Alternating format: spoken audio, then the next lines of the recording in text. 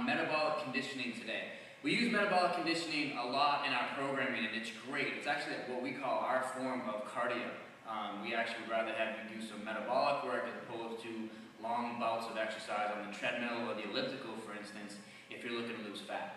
But one thing that we find that we see a lot when it comes to metabolic conditioning is we break it down to levels, level 1, level 2, and level 3. And what happens is a lot of times people always want to jump to that higher level, that level 3 position, and it's just really a couple things. It's unsafe and it's unproductive.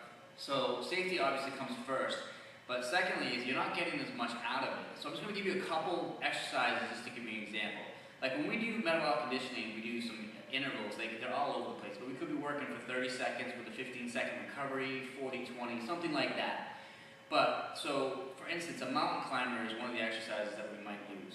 Now, I'm going to show you what a good mountain climber would look like. Would be nice and level, abs are tight, core is tight, and I'm not sagging down here. I'm right here. And if I'm going to do some levels here, I'm going to stay nice and level regardless of how fast I'm going. So even when I'm exploding, I'm nice and level.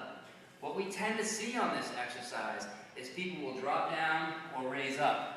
We'll either see a sag down here like this, which is really bad for your back, or our butts are way up in the air and we're doing more of a hill climb. So that's not a proper mountain climber. So ultimately the point is that you're not getting the most out of it. So you're way better in that instance if your coach, specifically our coaches, come back and tell you, hey, drop that down a level. We'd rather see you go slower in this position here,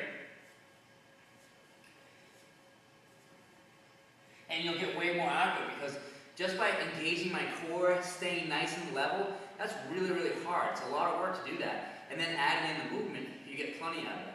Another example would be a squat. So, for instance, sometimes we'll do a goblet squat, which means we're adding a little bit of load. So, in this instance, we might grab a kettlebell. So, what a good goblet squat would look like would be somewhere in here, keeping this weight resting on your chest, and a good clean squat coming down and up. Nice and deep and up. So there you go. Now, if you can't get in that position, if your squat looks like this, or any type of movement in here, or movement out like that when you're coming down into a squat, there's really no reason to add load at that point. You'd be much better off getting in a good position, really working on that squat form, knees over the toes, sitting back in the heels, nice and level. You'll get a lot more out of it.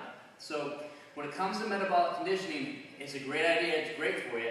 It's what you want to be doing in addition to your strength work.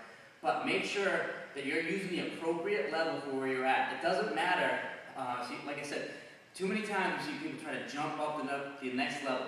Don't do that, you'll get way more out of it, you'll get way more results, and they'll definitely be safer and you won't get injured. So give that a shot, we'll see you next time.